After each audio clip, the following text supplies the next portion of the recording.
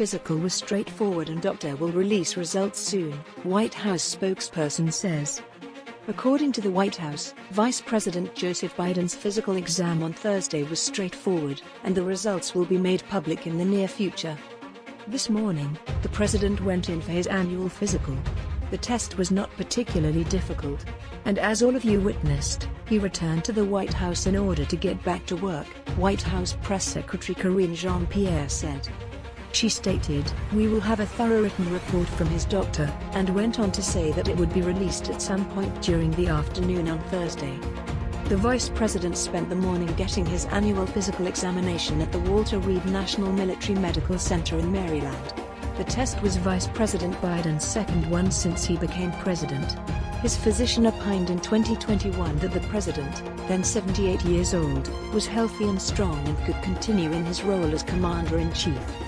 This week, the White House announced that a findings summary that was produced by the presidential physician, Dr. Kevin O'Connor, will be made available to the public after the conclusion of the investigation. It is not a necessity under any law for presidents to disclose information on their health, and they have complete discretion over whatever particulars are made public. During the course of the past few decades, the physician who serves in the White House has invariably stated that the current occupant of the office is healthy enough to continue in their role. Conservative detractors have persistently poked holes in Joe Biden's candidacy by calling his age and state of health into question. Biden will be 86 years old at the end of a probable second term. Even a significant number of Democrats have expressed concern about his advanced age in recent polls. He has attempted to dispel those skepticisms by highlighting his track record and his tenacity, frequently responding to those who point out his age by saying, "Watch me." In more recent times, Biden has also cast doubt on the reliability of surveys which show that the majority of Democrats prefer another candidate to be their nominee in the upcoming election. In an interview that took place a week ago with Telemundo, he stated, "That's not what I hear. Listen, are you familiar with any polling that is reliable in this day and age?" The White House did not disclose whether or not Vice President Biden performed any cognitive tests during his most recent physical exam, which are recommended by some medical professionals for patients of a certain age. The White House had originally stated that Biden would finish his physical by the end of January, but that timetable has now been pushed back due to a busy schedule of travel. During the president's battle with COVID-19 this past summer, which was the most recent occasion Biden's physician offered regular reports on the president's health, Biden had a momentary jump in fever, as well as bodily aches, a runny nose, and weariness, but other than that, he was in good health.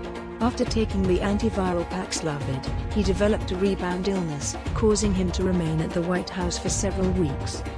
O'Connor singled out two areas of observation during Biden's 2021 physical: increasing frequency and severity of throat clearing and coughing during speaking engagements, and the president's ambulatory gait, or walking abnormality, which O'Connor said was perceptibly stiffer and less fluid than it was a year or so ago.